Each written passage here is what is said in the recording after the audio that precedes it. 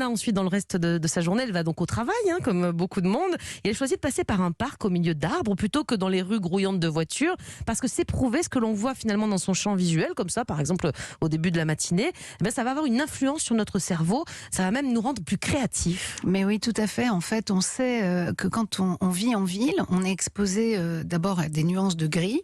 Oui, Du ça, gris clair au noir, et surtout à des angles. Et à la différence de la ville, quand vous vous promenez dans un environnement naturel, il n'y a plus d'angle, le paysage n'est plus géométrique, il est absolument imprévisible, avec des nuances d'autres couleurs, d'autres bruits aussi, le son des oiseaux, etc.